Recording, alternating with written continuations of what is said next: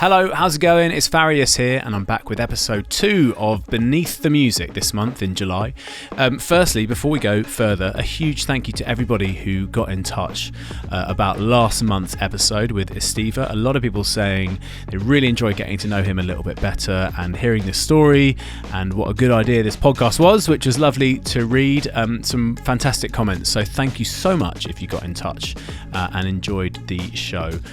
We are back for episode 2, and my guest on this month's show is Mark Knight. If you're a dance music fan, there is no way you won't have heard this name over the last 25 years or so. And if you're into the more mainstream side of things, he's also written records with Calvin Harris and Black Eyed Peas. He's done a lot. I'm going to give him a big talk up during the interview at the beginning, but I think you're really going to enjoy this, particularly if you're a DJ or producer and you're just starting out, or maybe you've been in it a couple of years. I always say it's the people who go before you that you learn from the best, and boy has he trodden the path in dance music. This was a really interesting chat. We sat down in a studio in West London a week or so ago, and we just talked and I tried to edit this podcast down to try and get it to around 45 minutes, which is what I aim for in every podcast, but I just couldn't do it. He's just got so many stories, talking about moments in Ibiza, taking drugs, the early 90s, how he started his label Toolroom Records, and then he also talks about his family and some of the moments that have been more difficult for him later on in the interview. And I know it's a long one, but stick with it. He's got such an interesting story to tell, and I'm really happy that he agreed to do this month's episode. So let's get into it then. This month's guest on Beneath the Music is Mark Knight. Welcome to Beneath the Music with me, Farius, episode 2, and my guest this week is Mark Knight. Born in 1973 in Kent, Mark Knight has become a household name in the world of dance music.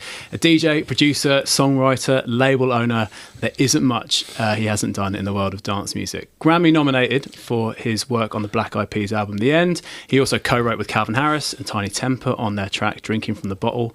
But as an artist in his own right, he's produced an incredible amount of music over the years. In 2004, he set up his own label Toolroom Records with his brother and his dad in a shed in their garden, and it became a family-run business.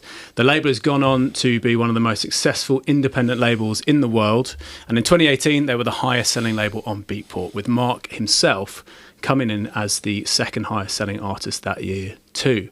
But family is still where it's at for Mark, balancing his time between flying all over the world for gigs whilst being a dad to his son. He once said, "To be honest, I never really got house music initially. It was too straight for me, too white. Only through the education and vision of DJs like Paul Trouble, Bobby and Steve and Tony Humphries did I start to make the connection from the swing beat craze at the time towards the soulful house sound that was coming through. And thus the love affair began." Mark, welcome to Beneath the Music. Is that love affair still there? It still is. Wow, what an introduction. Yeah, there's not left much for me to say now. I think that's it. Well, thanks for having me. Cheers, Adam. See you, mate. So let's go right back to it. So in the 70s, born in 73. Happy birthday, by the way. Thank you very much. 50th the other day. Yes, it was. Yeah. Back then, growing up in Kent, Maidstone, what was life like for a young Mark Knight back then? I get very normal, very as any kid would be, obsessed with football, obsessed with music, we're buying music, hunting music down, listening to it on the radio, and then trying to find it at the weekends. My weekends comprised of football training Saturday morning, then getting the bus into town after football training. And Maidstone had about 5 record stores, maybe more if you include things like Boots, because Boots used to sell vinyl back in the day.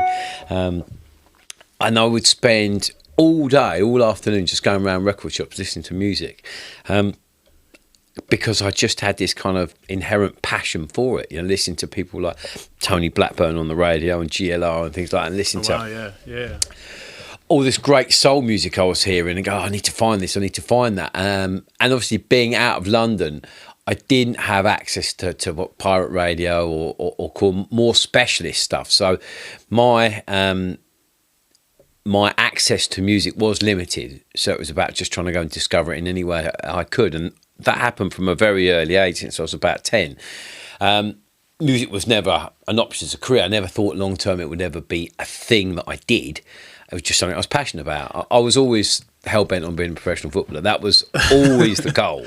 Well, I've read up. I remember doing a lot of sorting up for this interview, and I read that your dad was a drummer. He was, yeah. Was that a big influence on you, do you reckon? Not at all. In fact, we never really talked music, or he never showed. Was he playing around the house, or were you going to see him never, play? Never, I've never seen him play. Oh, really? Never, ever, ever. No. So it wasn't like that. The groove or the rhythm was sort of like injected into your life from a young age. Not at all. No. In fact, I didn't find that out till quite later in life that he obviously told us. But no, I've never seen my dad play. He's never had a drum kit, so it wasn't a sort of thing that was kind of, pardon the pun, drummed into me.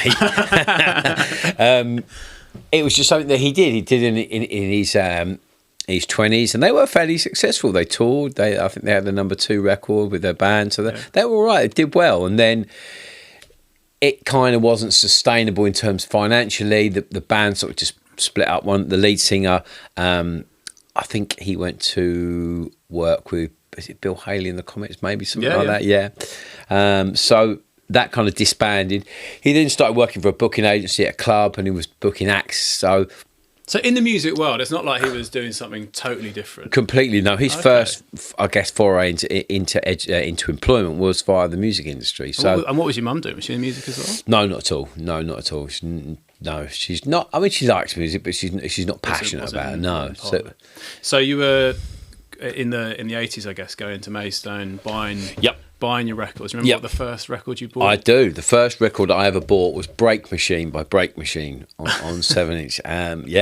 Loved it. It was a great. I mean, I was obsessed with hip hop as well, and electro. I never forget this guy. He just moved to our area, and He moved from London, and he had a tape with all this electro stuff on it. And it was the first time I heard Planet Rock, and I was like, oh my God, I'm listening to the future. What is this? Yeah. This is it just blew my mind. Yeah. And I had to go on this mad journey of trying to find more and more of this music. And at the time, then the electro series were out by Street Sounds. That was a great way. And how old were you at this point? It's a good question. I guess time really distorts things. I guess anywhere between 10 and 12 or 10, 12. So early. Very early, yeah. I was mad about music. I was just, I would set up my tape recorder next to my mum and dad's alarm clock. So it would be the only way I could record music on the radio. So I would just sit there listening to the radio with the tape player next to the alarm clock, because that's the only radio we had. Yeah. And just when good records come that I liked, I'd record it and then try and go and find it. That was my. So then go into Maidstone, armed with my tape, and say, "Have you got this record?" And they say, "Oh, this is someone's." So if I didn't get the name of it, didn't have the chance to write it down, I would then take my tape into town and then play it to all the guys, and they all got to know me, and that was the way of discovering music. And then I guess as you grow up in your teens, you get from playing the records at home and then to an age where you're actually able to go out. And you went to a party on a Monday night? Well, that was you're right. That was a really big influence on me. There was a thing on a Monday night in Maidstone called Kent Hall, which was like a kids' disco, really, on every Monday night, organised by this guy called DJ Gary. And he could have just played anything. He could have played pop music, all the chart records. That would have been the easy win for him. But he didn't. He played really cutting edge music and videos as well. We had a projector, and where we could get access to videos, he would then play videos, and he would have people come down and do PAs and all sorts. But it was all, dare I say, underground music. It wasn't the obvious slant in his approach. But for example, I'll never forget hearing Nitro Deluxe, Let's Get Brutal there. I was like, wow, what is this?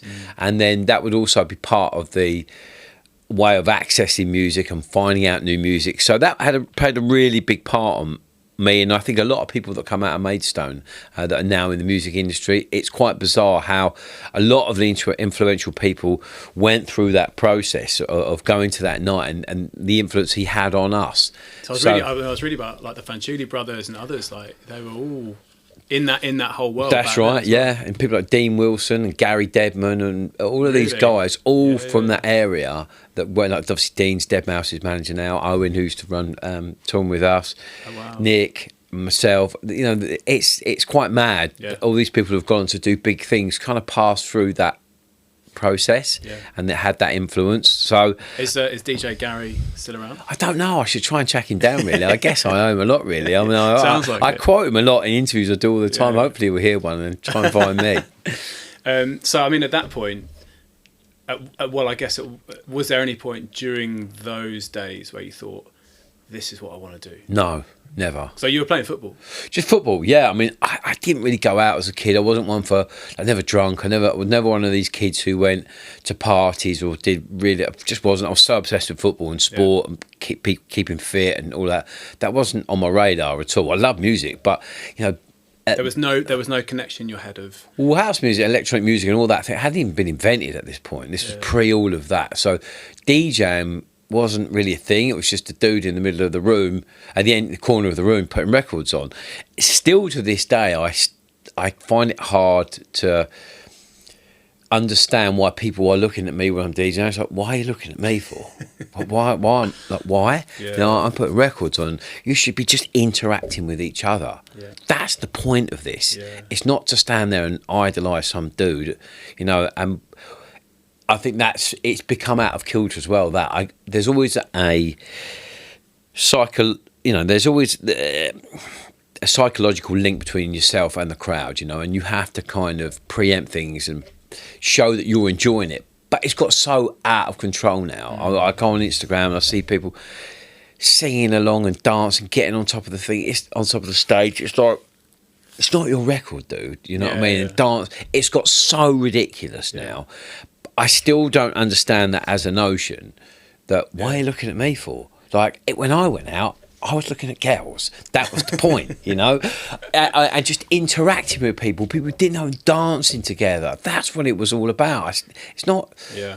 You know, I guess it is a concert now, but I'm not playing anything. I'm just putting records on. So like DJ Gary and those DJs back then, they weren't doing any of that. Obviously, they were the just guys in the college, they were just putting records on, introducing you to new music. And we'd all be break dancing, so there'd be circles going, and everyone would be jumping. I'd love to see a video of that. Oh yeah. Well, you saw the way I walked into this room and how badly my knee is. I mean, a lot of that come from those heady break dancing days. So yeah, that's all well gone now. But yeah, that was the purpose of going to a dance event, and early raves as well. The same thing. It wasn't about idolising the DJ. It was about connecting with people in an environment that you all collectively felt safe and enjoyed. You know, that you were in this room and you were just getting down together. You go back to all the things pre that, the Paradise Garage and 54 and the Loft and all that. People didn't stand there and look at David Mancuso. Yeah.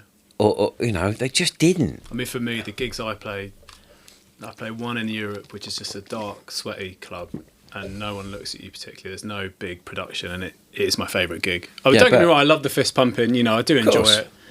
But they are like, you just feel like you can really do your own thing. And ultimately, we're introverts, you know, like most of the time when you're sat in a studio trying to make records, you don't want to be, I'm not thinking about the people in front of me and what I'm doing. It's making that sound. But anyway, digressing. So you were doing football, but you're also going out and finding your records. When you sort of made that connection between, okay, well, maybe this is, and I'm going to come on to your Ibiza moment in just a minute. Sure. But when you made that connection, when you turn around to your football mates and you were like, I think I'm done here and I'm going to go there. Yeah. What was their reaction? We'd all got kind of swallowed up really by the explosion of electronic music and the drugs. Yeah. You know, let's call it for what it is. You know, we all just fell in love with this new movement. And the drugs. And what put into context, what year was this, do you reckon? Sort of late 80s? This was the early 90s. I was going to say around 91, 92. Because even though I went to Ibiza for the first time in 89 and I did do ecstasy there, and we ended up in Amnesia, and like, what the fuck is this? Like, I was 16 at the time. And what took you out there? Were you just sort of a lad's holiday.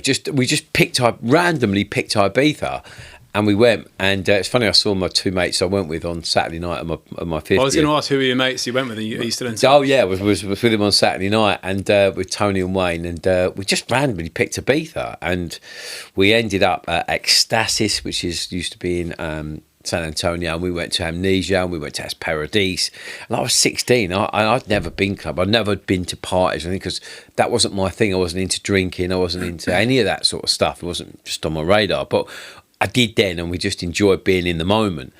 And I was like, what the hell is this? This is nuts. Although then I came home and kind of parked that and carried on where I was. But, I guess the seed had been sown to a degree, and carried on playing football and doing what I was doing. And then, the house music, electronic music just exploded. Yeah. And we started to go along. I took my first pill, and I was like, wow. But no, I'd done it before in Ibiza, but at home I was like, what the hell is this? This is nuts. And then we would go out on Saturday night and then rock up to football Sunday morning, all manner of bits straight from the the night out. And we were all playing some serious football, paid football, and they'd be like, "Have you been out?" No. And Brandon, my friends are still friends. I was literally on a phone call. Mike Simon, just as I walked into the studio, and he's the best footballer I've ever played with. He was just brilliant, and I still feel guilty for him not going on and playing at the highest level, because we kind of both got swallowed up in it when we were going out all the time. And he should have gone on to do really big things, being a Premier League footballer without a shadow of a doubt. But electronic music or house music just swallowed us up, and we just all fell in love with it. And things have moved on a bit more then. I started to buy more records. I bought a pair. My brother had a pair of decks, pair of old Belt Devon decks. The culture of DJing had started. And I guess I never still wanted to do it. I was never into house music because I wanted to be a DJ. I just liked it and just bought the music. So there still was no connection there? Early 90s, you were going out, but there was no... not really. And then my brother bought a pair of decks, and he had them in his room, and we were sitting at my mum and dad's. I guess I was 20, 21, and he learnt how to mix. I was like, wow. And me and my brother, very, very competitive. I was like, well, if he can do it, I'm definitely going to have a go. So, I just would practice relentlessly every night, and I'd practice with two records. I only had two records that I knew worked together. Practiced over and over and over again, changed the pitches, because it's a very tactile thing when you're playing with vinyl. Yeah. So I would start at different tempos and get them, that what certain tempo, then mix all the pitches up and do it again. So I got it. I knew I just could do it. And then I was buying more and more records. Then I thought, do you know what? I want to play this. I was doing tapes and stuff. And then it kind of started. I was like, okay, I could do this. I'm good at this was like you were 21, 22? Yeah, something like that. Well, and what were you doing in the daytime? Like, what were you I was working on a building site. Okay. I was in Maidstone? All over. Well, I always wanted to I always thought I was going to be a bricklayer. That was always the plan. That and football, playing really? Semi-pro and bricklaying. That was where it was at. Was there ever a point of like, I want to do this so I can be a footballer? Like, did you think that might happen? I guess I knew I was never quite good enough. I guess, it's bottom line, I just wasn't, and I wasn't great at going to trials and playing in situations where I wasn't that comfortable. I just wasn't, I guess, and that's a big component of moving up through the levels of football. You've got to really be able to go into those situations and just play and adapt to the people around you. I've always felt I enjoyed my football most when I played with people that I was familiar with and friendly with, and that limited, I think, my potential was, on going up through the standards. But I still love it. I still enjoyed it, and I guess at my heart of hearts, I knew that I just, I was into too many things and not focused enough on the thing to really kind of progress. But it was a case of them making tapes, giving them to people, playing at little parties, putting little parties on yourself, and the bugger began then. So early 90s, like early 20s for you, I guess, you were still loving hip hop and soul, and you were going to Garage City. Garage City, was a big, huge influence on my kind of musical path, And I understand there was a DJ competition. There was indeed. So you were mixing at home on your brother's decks, and then this competition came around. Yeah, we used to go quite religiously to Garage City because initially I went out and you did so many pills, you literally danced to anything. You know, the music was kind of irrespective. I remember one night going to went to the Blue Orchid in Croydon, and me and my mates would go out all the time every weekend. We used to get out of my mate's van. He had a van, and we put in the back of it, a transit, we put a bench on the benches you kind of find at pubs where you all sit around. You put that in the back. We'd all sit in the back playing cards, go around to all clubs all around the country on the way there, playing cards on the way back, and absolutely battered on the way home. And one night we went to the Blue Orchid in Croydon because we just thought, let's go there. And the music was horrific. I mean, but we were so peeled up. We literally had the best night of our life. But that starts to wear off a little bit, and you're like, do you know what? Actually, I'm really obsessed with music, and I like this bit, and I kind of gravitated to what I was an extension of where I was musically with hip hop and soul. And mid-90s was a golden era for R&B as well. And I was still buying loads of that. So Soulful House was an extension of what I was already into, so it felt very natural to kind of gravitate towards that. And the big night in London was, apart from Ministry on Saturday nights, ruling was Garage City. So we would kind of flip between going to those two spots really, and then Paul Trouble's night on a Wednesday night at the Loft in Camden. But I was going to say the Loft sounds like that was a big influence for you as well. That was brilliant. That was like a Wednesday night, and that wasn't about anything but the music, because it was Wednesday night. It would be packed every week, and people would go just to dance, to dance and hear great music. And Trouble was kind of the UK's version of Larry Levan, really. I always hold him in that high esteem. He really was a long way ahead of his time, and pioneered a sound and stuck with a sound from, God rest his soul, to the day he died. So Garage City run this competition, Bobby and Steve, because before the club opened, they would have a little bit in Barrumba, a little curtained off area, which was just the bar, and they would have someone DJing there each week, and they run a little competition over a series of weeks. And you thought, I'll go for it? I thought, go for it, yeah, why not? Yeah. And I ended up winning it, and the prize was to open the club. The main club. Yeah, main club. Yeah. So I did that, and it went really well, and they said, would you come back and play again? And I did it a few more times, and I was like, then I got really just in with the guys, Bobby and Steve, and I owe a lot to them for really helping me get off the ground, really. And were you bringing your own records? It's still going out every weekend. Records, this is very much vinyl. But I mean, God, now it would be on a Friday night, finish work, bomb into the West End, into Soho. Oh wow! Get a parking ticket and get as many records as you possibly could afford. Yeah. That was the Mecca, Derby Street, where you had obviously Uptown, your Black Market, and I would just spend all my time, or Release the Groove, which was just off the back of Piccadilly Circus, and I would just flip between the three and just spend all my money on vinyl, and then go home and practice, and I guess that was my entry point at Garage City, and that went well.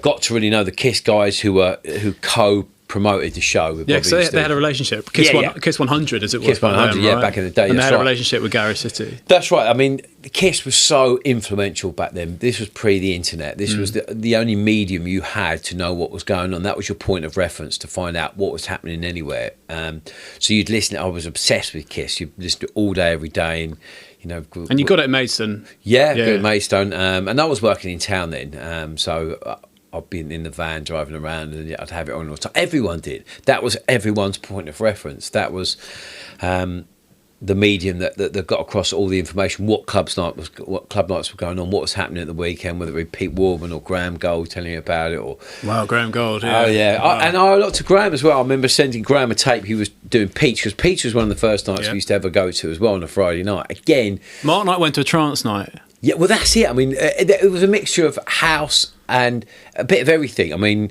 Craig DeMeck, who's a good friend of mine now, would play a bit more housey. And even Graham was playing house, right? But it was a bit of everything. It was less genre specific then. They would play everything, and there were parts of the night that I was less interested in because it wasn't musically aligned to what I was, and I'm not that worked, but. Again, when the drugs wore off a little bit, I was like, maybe this is not for me. But we were religious about going to Pete's every Friday night, and we knew about all these things through Kiss. That was, one of their co-promoted nights. But I do remember sending Graham a tape because when they moved the club to the Leisure Lounge, they had a second room that played just more house and garage and book DJs more like that. And so you did a mix at home.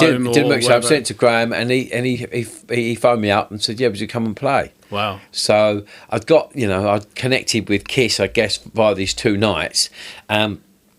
And Pat, who was a club promotions guy then at the time, was obviously seeing that I was playing on these events, and was close with Bobby and Steve, and said, "Look, we're thinking of starting our own night on a Friday night at a club called Hanover Grand, called Independence.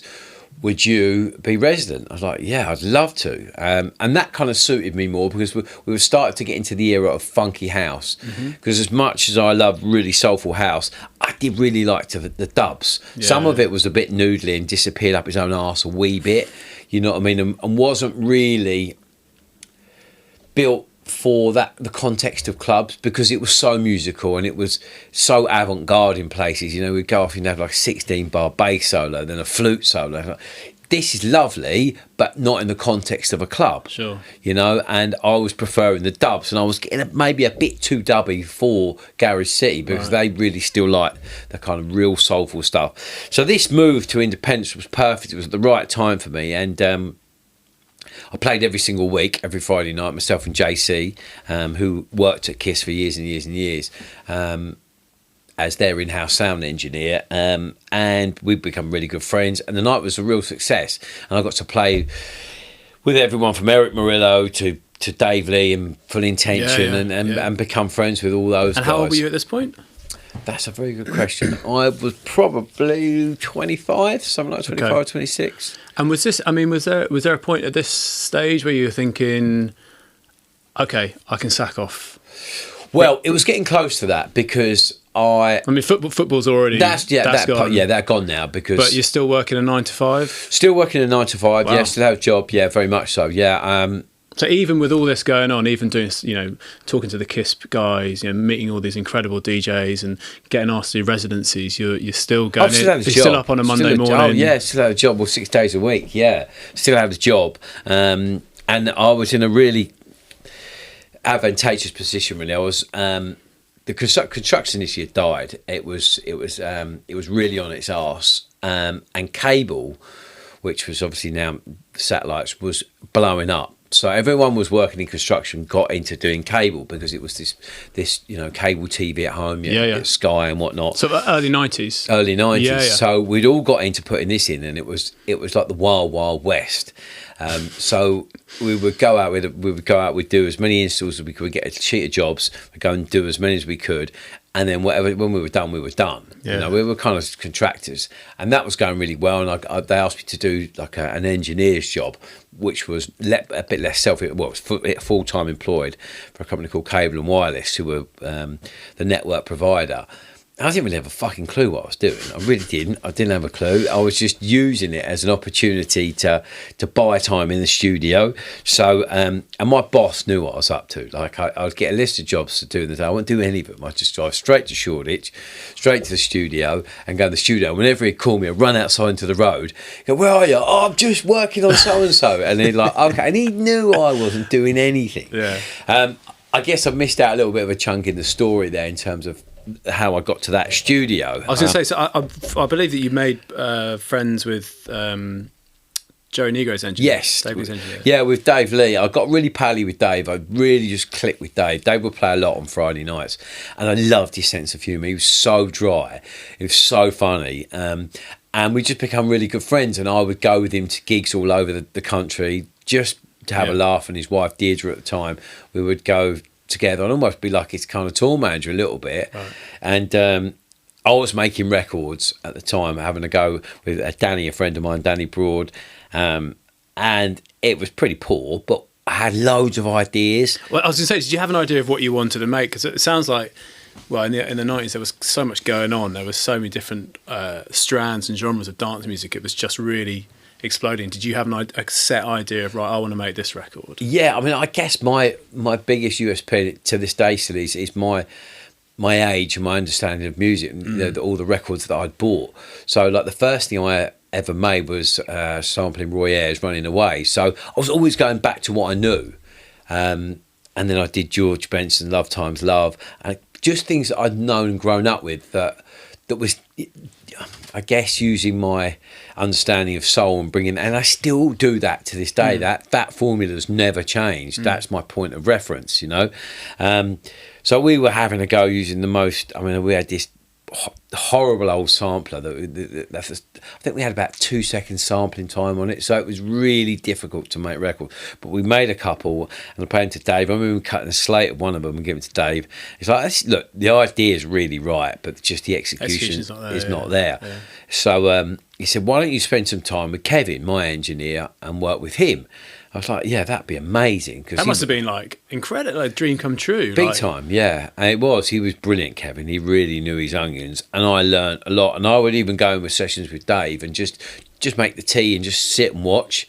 Because I had this job that just allowed me to just do that. Well, I didn't actually do the job. I just bunked off and went and sit in sessions, you know. Yeah. And I was way above my head. I'd be sitting in sessions, we'd be recording brass sections. And Dave would be going like, you know, what do you think was the better take? And I haven't got a clue.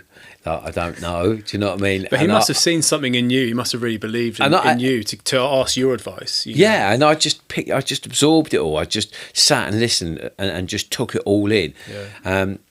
And I'm not scared of kind of putting my neck out and doing things.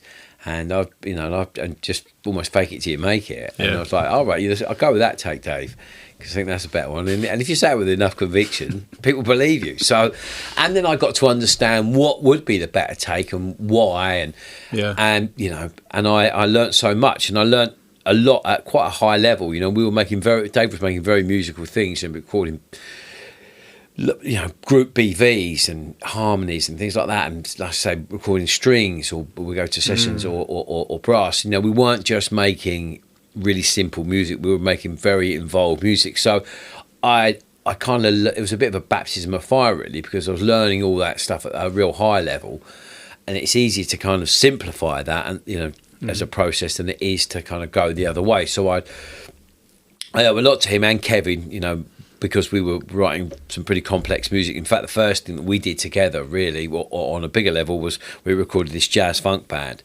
and we wrote a record called This Is Why, and Dave signed it to Zeb Records. So that was your first record? One of them, yeah. I guess that was the first real.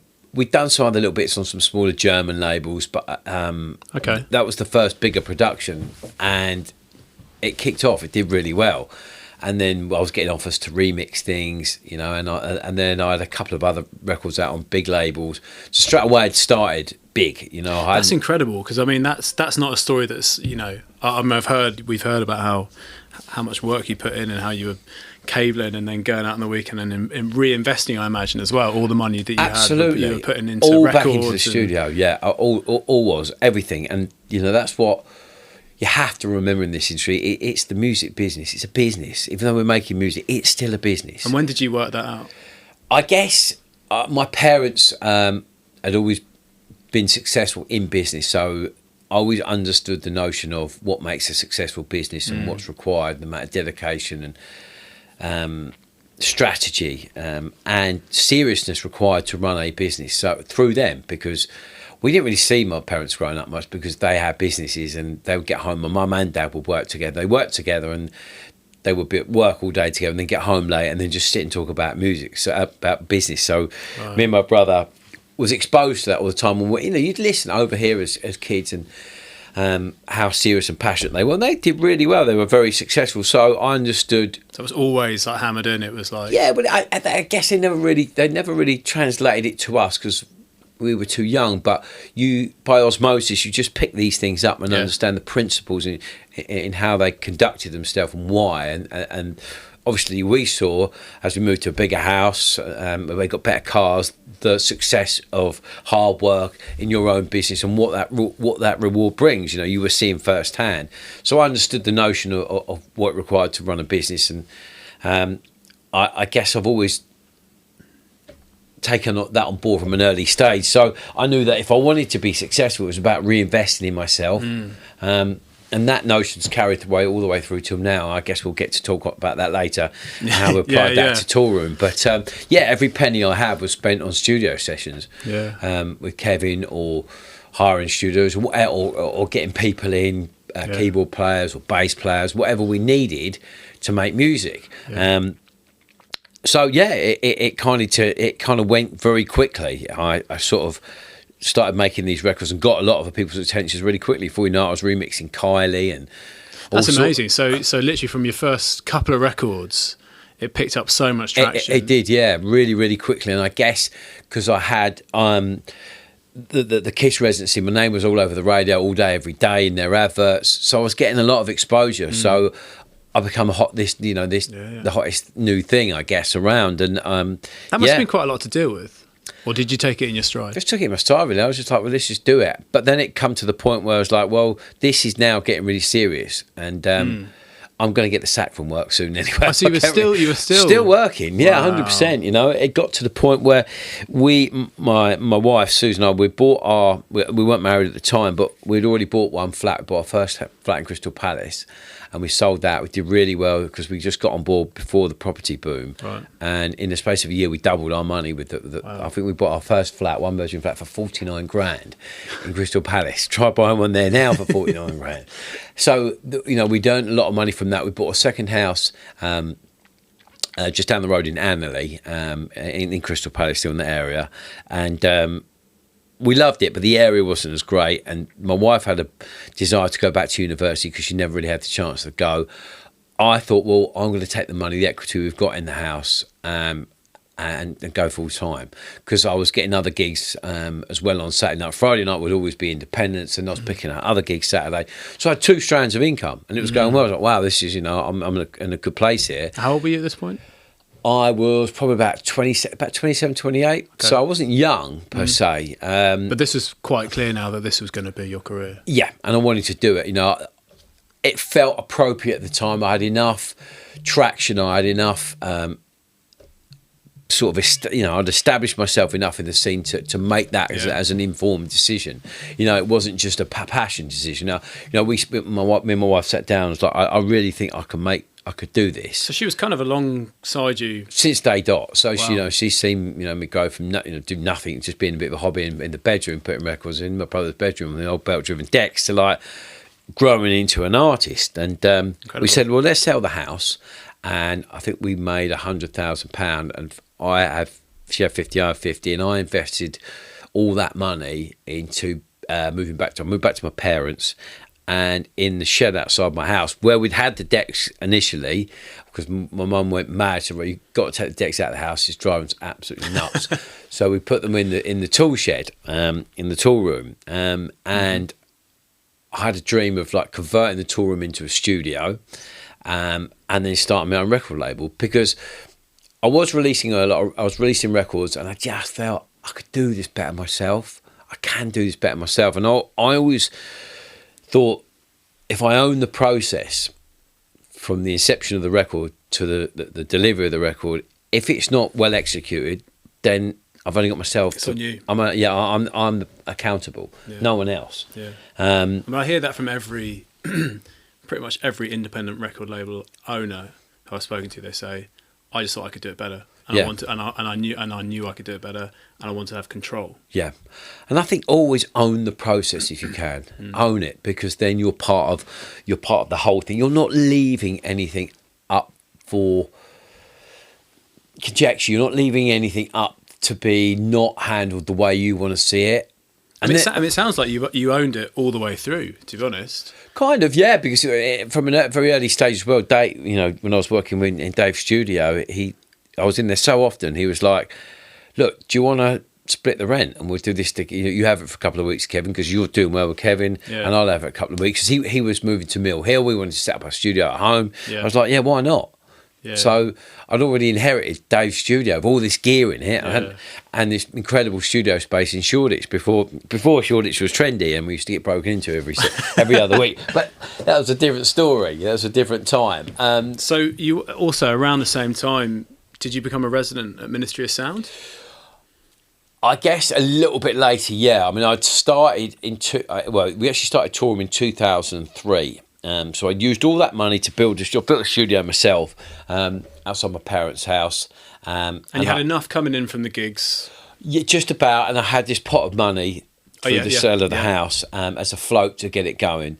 And then all the stars kind of aligned. My brother was selling cars at the time. He was a car salesman. He just lost his job. My dad had retired. He'd sold his business. He'd retired. So we were all sitting around like, what should we do? And I said, look, I want to start a record label. I've got an idea. This is my plan. This is what I think we can be. And we sat down and we wrote a plan of how we were going to execute it, what it wanted to look like, what the roster of artists would look like. And we stuck with it. And I built a team. And I knew it was important to build a team. I thought that was fundamental. You know, and I think that's where a lot of people go wrong now. You know, it's about understanding what you're strong at and building a team around that. Like, I had no desire to go and fill out a form for a double taxation form for Portugal whatsoever. My brother had no idea to sit had no desire to sit there and audition snares. Yeah. He didn't. So, you know, we both knew that could do the business side, I would do the creative, and my dad would sit above us and kind of give us direction. And the experience of business. And allow someone to work on the business while we worked in it. Yeah. Because I think that's inherently where a lot of businesses go wrong. You're so busy working in it, getting things done at the coalface, you know. But then do you ever sort of objectively stand back and work on it, create strategy, create vision for where you want, and that's a big part. Otherwise, you know, where is success? Where are you going with a business? So my dad being retired and obviously been in the music industry, so I had a basic understanding of it anyway and a passion for it. So, you know, which really helped, and knew how to run a business. So, as I say, all the stars really aligned. So we started the label. It sounds like sorry to butt in, but it sounds like your family has always been a huge important part of your life. Massively, yeah. And it sounds like without them and without the support that they have given you, it may not have happened. 100%. Yeah, look, I'm always the one driving it. Someone's got to drive the ideas. You've got to build that momentum. You've got to go, look, I've got a brilliant idea, sell it in, come with me on this dream. I know where we can go. It's going to be really exciting, and we're going to have a lot of fun, make a lot of memories, and make some money. So you have to inspire the people around you. You have to inspire and invigorate those people. But if it's your family and they believe in what you're doing, then you've got the best team by your side. Yeah. It's not easy. It's challenging working with your family. Me and my brother generally want to kill each other most of the time. Has that always been the case? Oh, less so before we worked together. Because there must have been, you know, when you thought about the shed and the garden, and I'll get Dad and my brother on board, you must have had a thought of, is this going to work with them? Like, do I have the relationship with them to make it work? Not really, because we'd worked together on building sites. He'd come and work for us before my brother, and we used to put, because he was the younger brother, we'd put him through hell. I mean, I'm the youngest, that's not fair. Yeah, but that's just how it is, unfortunately. But we'd never done anything together business-wise. But it just all the stars had aligned. My brother was mad into house music as well. We had the same passion for it. But he didn't have that kind of creative strand. That wasn't his thing, you know. But he'd worked in insurance, he'd worked in an office, so I go, so right, well, you do the business bit, and I'll do the creative bit. And he was like, okay, I'll just do it, you know. And very early, I would task him with things like, right, let's start to put a database together. Let's take all the records I've got, right, you know, let's go through all the records we have and write down the names and addresses of all the record labels. So if we want to license anything, we can send it. But you didn't have any experience of working at a label. So no. How did you know? We just made it up. Wow. Just made it up as we went along. We had no clue. We had no handbook. It's not even like you made the tea at another label. You'd done DJing, a bit of studio, making records, and I'd had interactions with labels, obviously, to release it, but I didn't know how to run a record label. I had no idea. Wow. So we just made it up. We knew that it was important to have a sound, which I knew that I knew what it was, and I knew it was important to stick with that sound, because that's fundamental to identity. I knew what we wanted to look like in terms of our creative element. We were born in a really quite a weird time, really. A lot of labels have started that around that time, and a lot of people were like, why are you starting a label now? Because we were just at the demise of physical. Yeah. With distributors, we'd be going bust left, right and centre. Like Martyr's gone down, Pinnacle's gone down. And you're like, why are you starting a record label now? So for those that don't understand, so that's basically CDs, vinyls, everything was just going all down, vinyl. and digital was exploding. I mean, digital killed the music industry overnight. The minute it went digital, it was good night Vienna, because it's like pay $16.99 for a double pack import or get it for free. Yeah. I'll go for free, please. So it killed. But you must have thought, well, you must have had such determination and drive that even though all the chips were, all the stars were, whatever, the chips were down or whatever, you thought, no, we can do this. Yeah, well, I'd committed everything to it, so there was no room for failure. We couldn't fail, but in some ways, because we weren't so entrenched in the legacy of physical product, it was easy to embrace digital and downloads moving forward, because it's like, well, that is the future, and let's get on board early and let's be part of it and think in that way. It wasn't like we were doing vinyl for 10 years and we built a business model around that, and it now collapsed because you'd gone from earning £8 profit per unit to nothing. Yeah. We'd never had that. Yeah. So we'd done some early vinyl, but not enough to make any money, so it didn't make any difference anyway. So we were very quick to get on board with Beatport. We kind of launched at the same time as they did. Yeah. And we become very close to them. Jonas, who's the guy who started it, become a really good friend.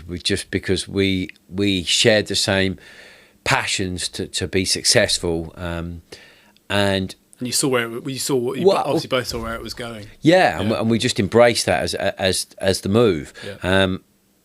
And we've always been super close with Beatport. In fact, still when they have ideas now, they'll come to us. We'll beta test ideas from, and when we have something that we want to do, we'll go and talk to them early on, because I still really see that as the way to break records and to authenticate records is through Beatport. Yeah. Of course, Spotify now is by far the biggest source of revenue, but I still feel that you have to get that element right, because that's in the DNA of what we are as a brand. So 5 years on, looking at, I'm now at sort of 2011, and you sold out Brixton Academy. Yeah. And I was actually watching the after movie yesterday. Oh, right, there you go. And what kind of struck me was the sense of scale that you'd come from that shed. Yeah. But that said, it didn't.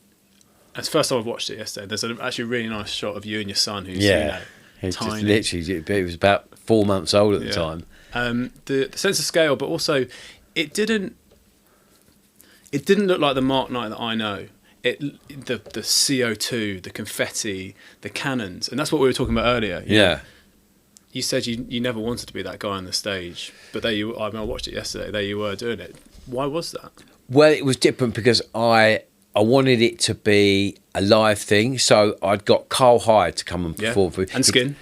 So it was the first time Carl ever performed outside of Underworld within that context. So I wanted it to be a live experience. We were doing Brixton, and around that time, this electronic house music events weren't done at hard ticket venues. They just weren't. That wasn't a thing. Yeah, and looking at it, I don't think a dance brand or a music brand really had done that venue like that in that way. The Swedish House Mafia did the week before us or 2 weeks before us, then we did it. Yeah. That's where we were at the time. So it was everyone was moving out of the conventional club setup because clubs were feeling a little bit tired. People needed something new. But it was a bold move to move away from kind of walk up venue like Ministry, where people you knew you get X amount every week, to go into a venue that was not synonymous for electronic music and putting an event on. And it's a far cry from Independence, Garage City, that kind of vibe of a club, and now you're the guy on the stage with the decks and with the production. Yeah. Did you just realise you had to embrace that because that's where it was going, or you actively thought, okay, it's kind of against what I want to do as a DJ, or I feel like as a DJ, but you went with it? But it was more of a live thing. I wanted it because I was playing Brixton Academy. Yeah.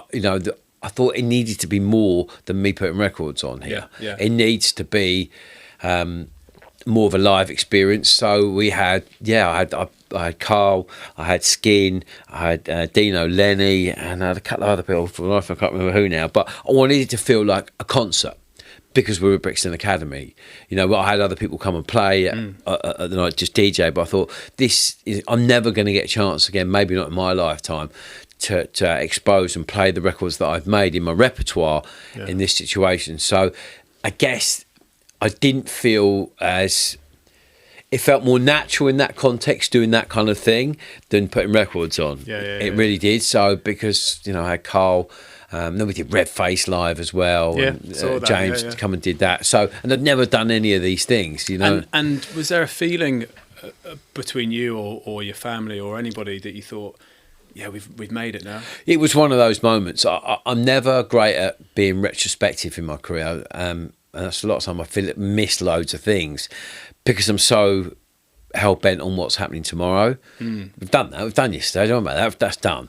Let's get on with tomorrow. And are you still like that? Still 100% like that. Right. I mean, I'm not one for sitting back on my laurels and going, we're 20 years this year as a label. And that's cool.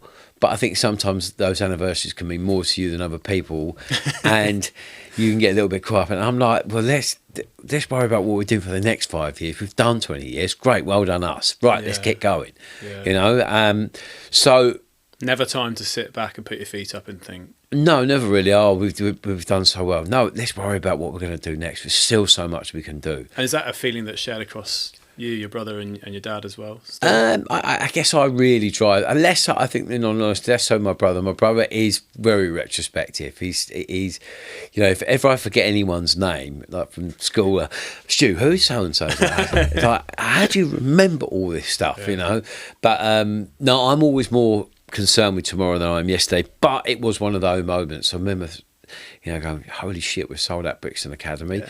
Like, you know, 7-8 years ago, we were just in the shed. Incredible. And we've come, you know, from the shed to the stars. Yeah. And it was really, it was one of those moments. It was real, one of those pinch yourself moments. Again, because it was a very pioneering thing to do at the time. And I think we have been, you know, forsaking our blushes here, we have been quite pioneering in what we've done. We've always tried to embrace new things, you know, and open the doors for a lot of people. Maybe sometimes we turn up a bit early, get it going, and then other people cash in on our kind of pioneering efforts. But hey ho, we've had a lot of fun on the journey. But that was a moment. It was a moment. So moving forward to sort of 2016, before they chuck us out of here. 2016. You did your first album. How did it take you so long? Hang on, 20... A year in the life. Oh, a year in the life, yes. Good point, I've forgotten about that. See, that's another thing I've forgotten about. I guess this industry, and even to this day now, I think doing albums is a bit self-indulgent.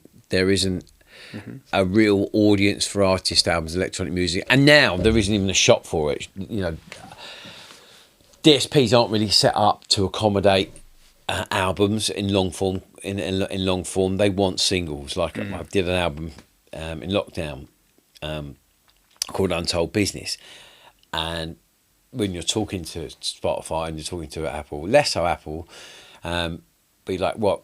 Okay, can you feature? You know, what tracks you want us to feature? I'm like, well, all of them. It's an album. Yeah, but what? Pick out a couple of tracks. No, it's a whole album. You know, we need to feature the whole thing, but they can't accommodate that, and you've only got a very short window of being in the front of the shop window, not like physical sales where you could get a long period of time. Yeah. You know, you go into HMV and your album could sit in the shop window for weeks if it was being successful. Now it's like there's such a big volume, and it's more, you know, people create their own albums now through playlists. They don't necessarily listen to albums in the way we did historically in the past, where you put it on, listen through the whole thing. I'd come home from school and I'd listen to Off the Wall every night. I'd come home, my mum and dad had a record player. I'd put it on, put my headphones on, sit on. They had it was in like a chest thing, and you could lie underneath it. I'd lie underneath it, with my headphones on, listen to it all the way through, get up, turn it over, lie down, listen to it all the way back the other way. So you'd listen to the whole thing as a kind of a musical piece, but you know, things become so short form now. People haven't got that. Change. Sure, So you know, albums aren't really considered as well as they used to be, and not for electronic music. Very difficult. It's always been very much a singles orientated market.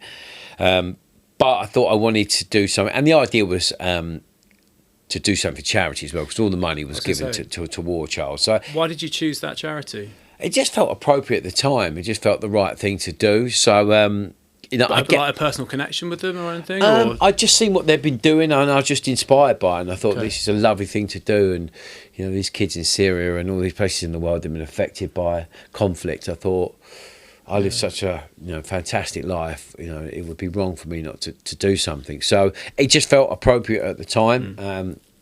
And we cut a little video of me on tour for the year, just going around doing what I was doing, and it was I just felt like the right thing to do at the time. It's not a sort of thing I would do for commercial success. Although we made enough money to warrant giving. It was a substantial amount. We gave to War Child, but it just financially now it is more of a self-indulgent thing. You've got to be doing it for a reason like that, like either it's for charity or you just want to express yourself musically, because the system isn't really set up to accommodate albums anymore. And so cutting forward, as you mentioned, Untold Business, which is your second album, which you did in lockdown. How did that, not the label, not the business, how did the pandemic and the lockdown affect you?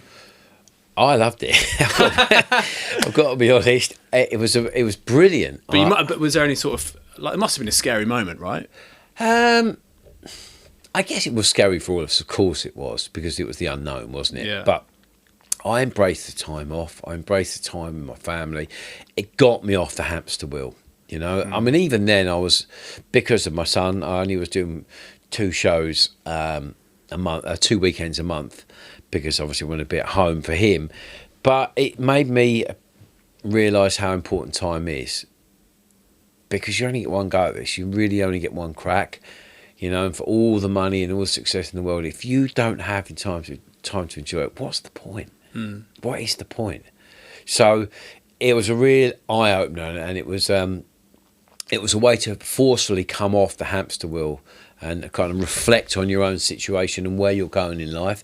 So I really embraced it, and I got fit. I used the time to really look after myself. I wrote an album. So, as one door shut, another one opened. I really saw it in that context. But, unless we had something of that magnitude that, as I say, really disrupted the system and disrupted the way you acted, I wouldn't have come out of that. And our industry isn't the healthiest environment at all. It really isn't. And sometimes you need to come away from it to objectively look back and go, look, if I go back doing this, I'm not going to do that and that anymore, because that's just stupid. Inherently it's built on such a ridiculous model that is that the more successful you are, the more busy you are, the more, obviously, the better you must be. And more, you're going to get more gigs. Gigs create gigs. But we don't have this downtime factored into our schedule.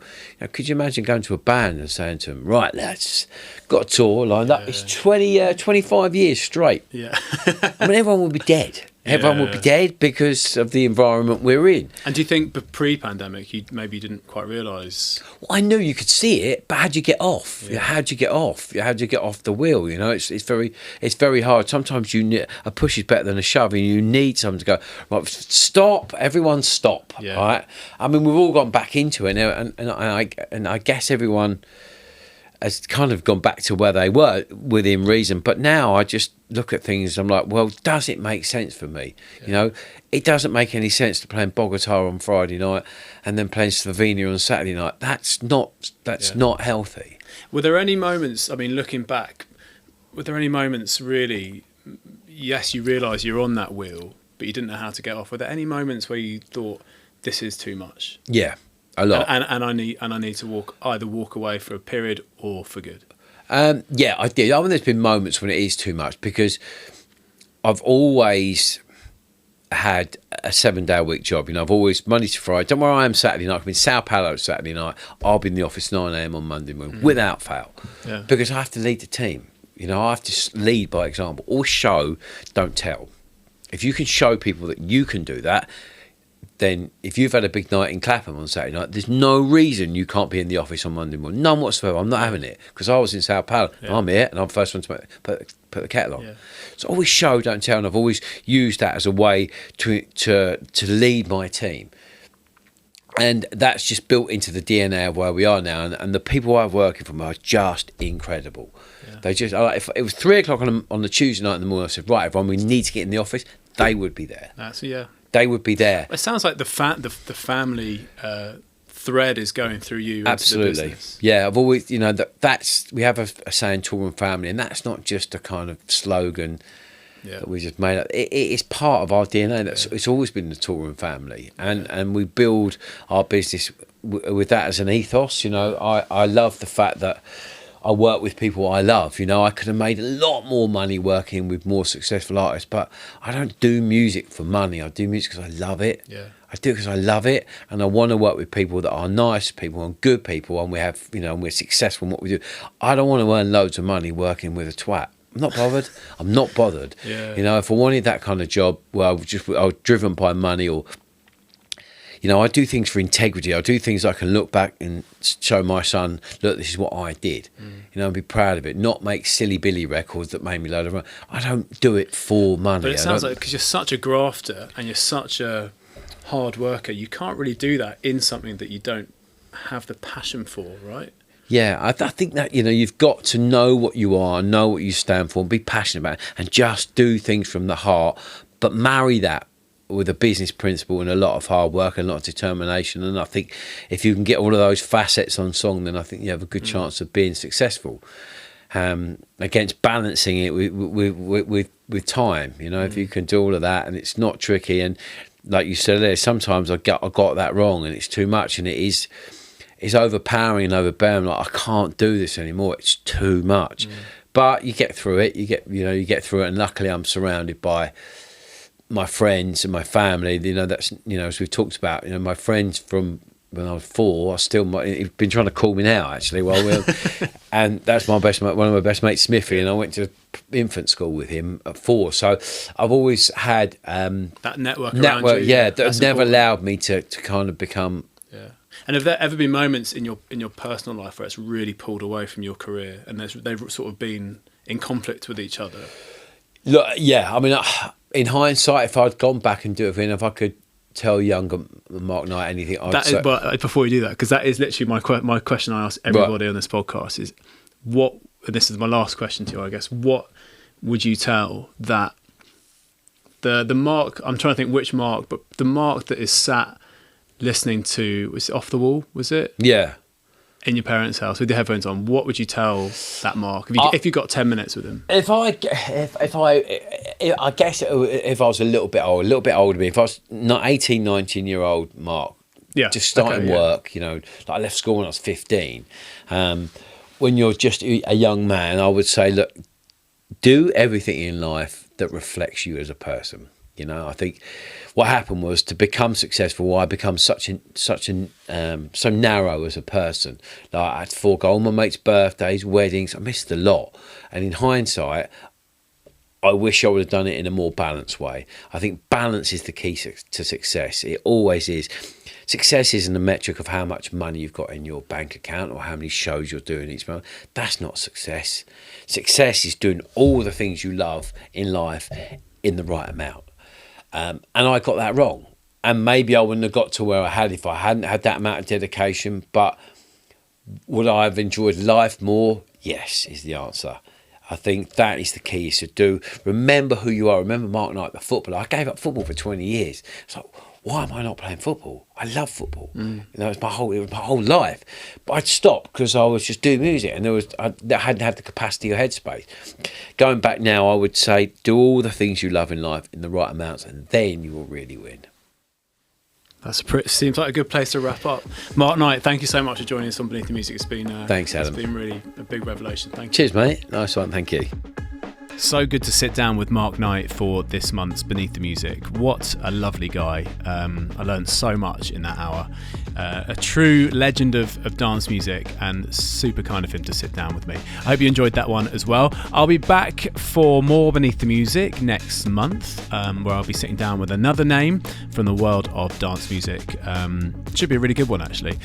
As ever, if you want to get in touch, if there's anything you're thinking or anything that's on your mind, or if this has kind of resonated with you in some way, or maybe something Mark said or I said that really connected with you, you can leave a comment on my Instagram or on the YouTube page for this episode, or email me hello@farius.co.uk. I do check that inbox myself, so it's always really nice to hear from anybody who feels like they want to say hello. Don't forget, if you enjoyed this month's episode, please like on all the socials and on YouTube.